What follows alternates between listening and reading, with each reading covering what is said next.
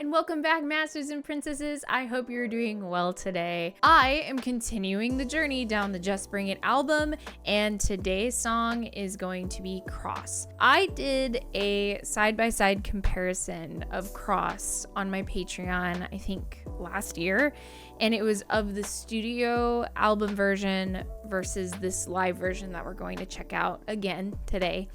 And the reason why we're also revisiting it today is because I am learning the early compositional process of BAND-MAID after getting information from, I'm assuming, widely known member of the BAND-MAID community, Vladimir. I did some more research using the database and noticed that Miku did write some of the lyrics, but also there's this producer songwriter that called Nora that helped write this song. So this isn't necessarily their song. It wasn't written by them, it was performed by them. And from what I understand, Nora wrote the music, and then Mirasonic also worked on the arrangement. I'm excited to check out this recording again after knowing this information because it's going to give me a new outlook. But as usual, before we get into it, like and subscribe. And if you want to check out that Patreon video, it's down in the description below. You can click on that link and you can find it by just searching for Cross. That is an extra content thing, so yes, it's paid, but there's other stuff there as well as free content, anime reactions. And yeah, if you still haven't joined the Discord community, don't feel like you're pressured to, but I would love to have you there. Anyway, I'm excited to get into it, so let's jump right in. おかしくなるような淡い恋をして隠した嘘が僕は殺した君を思う時悲しくなるのは呼び止めるように呼び止めるしかないの分かってるこの臆病な Yeah, I remember. This is where it gets crazy. どうしようもないこの世界で愛されたいと叫んでる映されない夜を少しでは隠して笑ってるんだ触れない歌えば壊してしまえばいいんだなんでもないこの未来がどうにでもなるような気がした明日の声が聞こえたら僕らはまだここにいるんだ日常追われて何もできないが胸の奥の確かな言葉探せるんだ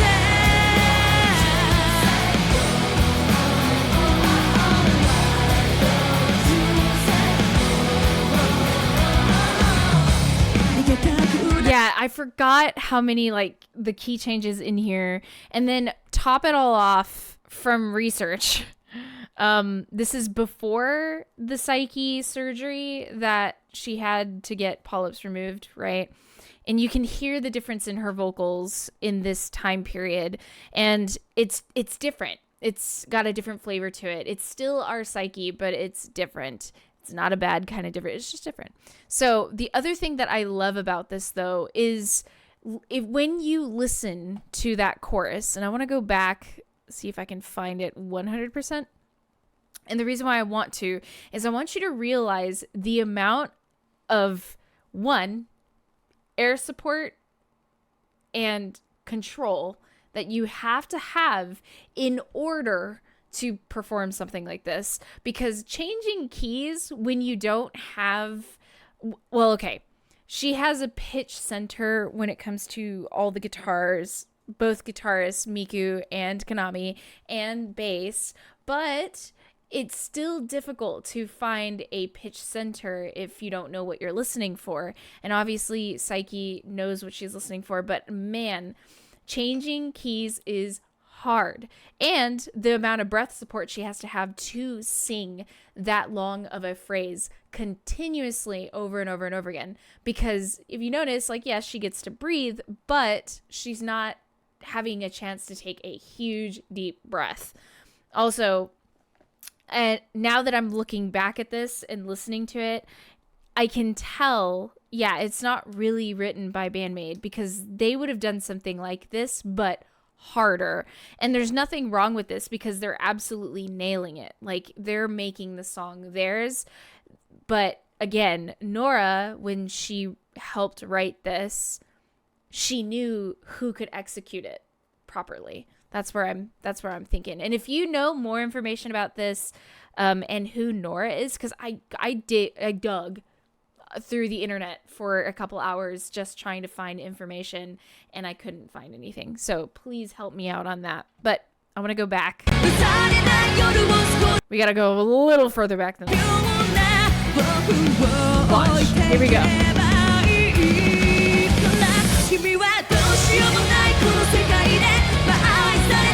Small breaths in between. And then up. And she's gonna go even higher.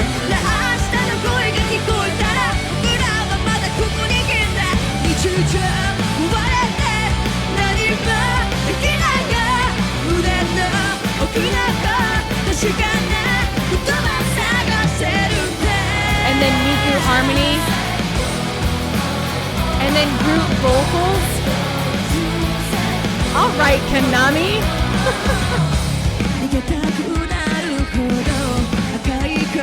Small change up here. Drop out of bass from that middle section.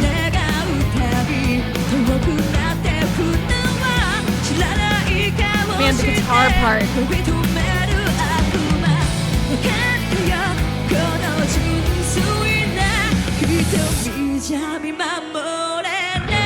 I love that drop out. Love the digital sounds.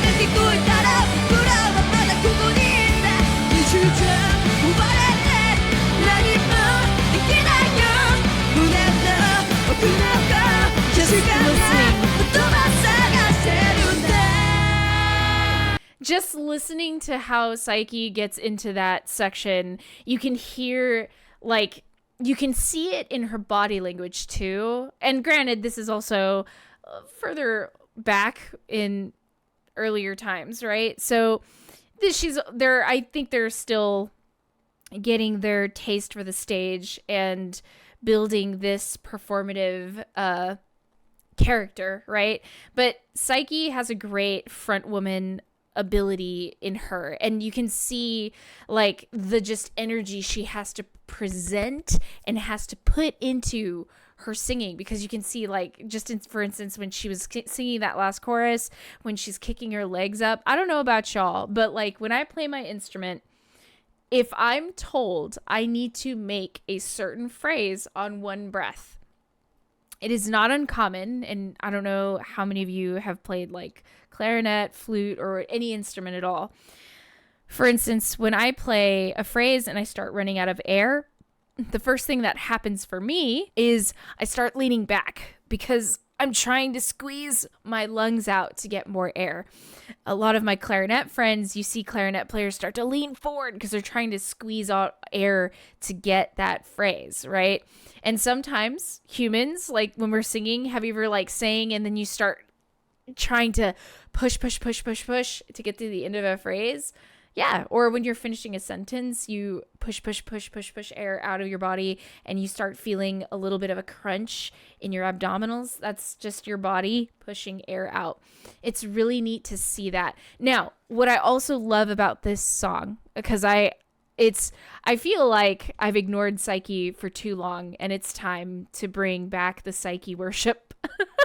So I gotta give credit when credit's due in this, but what's neat is also the vocals from Miku and Kanami in the backing vocals, right? But top that off, Kanami's guitar part is going the entire time. She is adding colorful lines the whole time. She's got her own musical line, plus on top of Miku's rhythm guitar, which is a lot of work the entire time. So I want to go back to the second verse, at least somewhere in the middle of it. But I want you to notice, like, listen to the guitar part.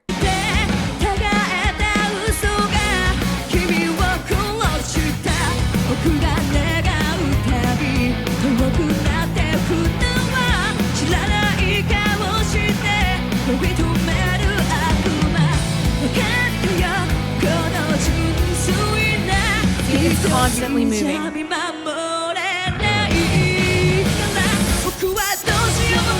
Love that digitalized, that almost like broken sound. Also, I feel like you can tell that this isn't written by BAND-MAID because, well, I don't think Misa would have that. I'm saying this in a loving way, simple bass line. She's known for, at least now from what I've listened to, she's known to slip in these little tasty treats here and there for your ear, just to like hear a splash of her sound being thrown around.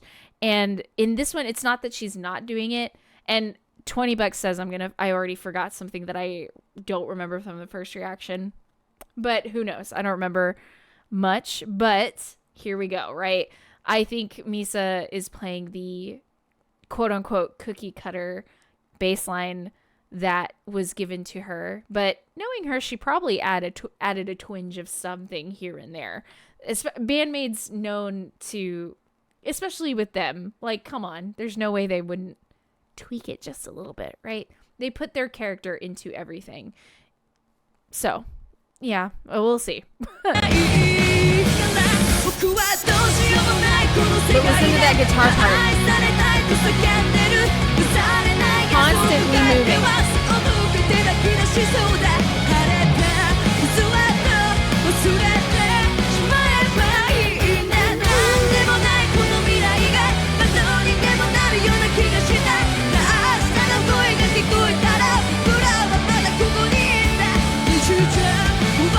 See, look, she's squeezing that air out.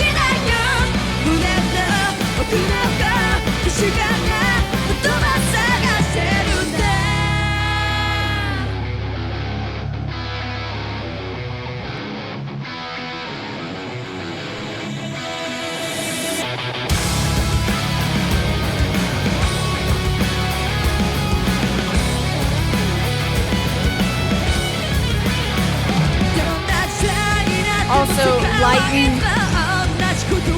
a lighter Konami guitar solo. That's sus.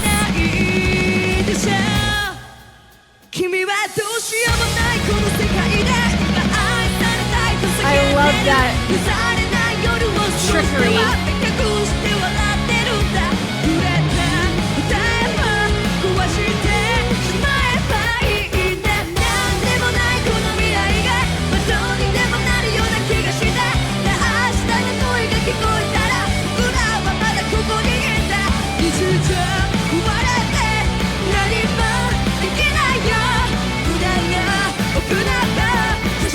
Power.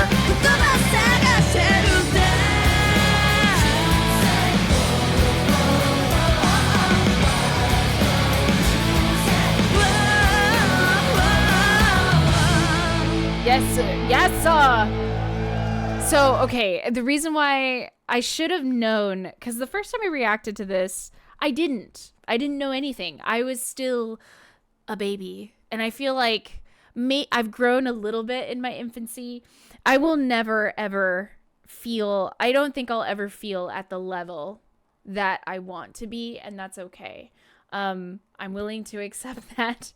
I will constantly be learning and growing and understanding BAND-MAID as long as I listen to them and watch them and, react to them and everything. But I should have known when I first listened to this that it was a little suspect, right? Sus. Make me sound my age, I guess. That the Konami guitar solo was shorter. And Konami's guitar solos are normally a little longer than that. And this is very reminiscent of the early albums that were not really composed by them, right? So we're talking like, I wouldn't say Made in Japan era because that was more pop rock, but maybe Brand New Made era where they got heavier in their tone quality, and that tone quality kind of stayed and actually became even heavier. So I think that's more of that era. From what I understand, when you're a band that's gaining momentum, right? And you're on labels and whatever, and you're signed to a label, you're sort of, I would assume you're sort of expected to write your own music at some point, but also since you're new, they want you to appeal to a larger audience and hope that some of these songs become popular in a way that gather more people, so that way they buy your albums and listen to the rest of the stuff. And then if they are receptive to that album, that music, that the other songs on the album, that makes you a more reputable band to be sold worldwide and then more trusted to write your own music. Am I correct? I'm not a music producer whatsoever. I have very little knowledge of the music business. I have read a couple of books about music business, which are currently in my office, or my other office, mainly the guest bedroom, where there's a bookshelf that I put all my books in there. But yeah, any music producers or who've done any kind of music business or whatever, let me know if I'm somewhat in the ballpark. But that's what I'm understanding here. I should have known from the get-go that it wasn't written by BAND-MAID. BAND-MAID. Am I okay? But regardless of it being written by them or not, it's one of those things where they knew, Nora knew, that they could execute it the right way to make it sound good. And they were so right. So revisiting this with more knowledge changes what I've heard. It changes my, not necessarily my outlook on the band or my outlook on the music, but it just kind of gives me more of an understanding of what I'm hearing. And that's kind of cool. Like, it's kind of reading a book and then not fully understanding the concept and then reading the Cliff's Notes, or having someone delve deep into the storyline with you to make you fully understand everything. It's enlightening, and I love this. I'm finally, I feel like I'm one of you. Sorry. Anyway, I'm gonna shut up because I'm being ridiculous, and I probably am making these videos way too long now. It's hard not to continue, and it's hard to shut my yapper. So anyway, continue the conversation about music. Let me know your thoughts down below. I want to know what you're thinking. I want to know if, again, music business questions or answers to my questions. If you have any, I would love to know that information. But anyway, I'll shut up, share it, like, subscribe. Patreon's down below if you want to check out the double reaction to this. There's also extras, free extras, and anime reactions if you're into it. So I hope you're having a lovely day, and I will see you in the next BAND-MAID Sunday. Peace out. Here we go with our monthly shout out to my perfect fourth tier Patreon members: Home Gnome, Brett Lowe, Gary Ellis, Michael Sikot, Vladimir Shupan, and Zilbinian. Then we got major third Patreon member Tyler Markham all by himself. What's up, dude? And of course, our whole step Patreon members.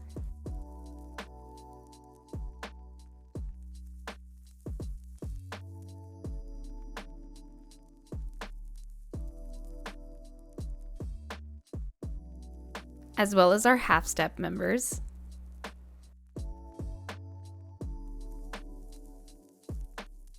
And finally, our quarter tone members. Thanks for watching. I'll see you in the next one. Peace out.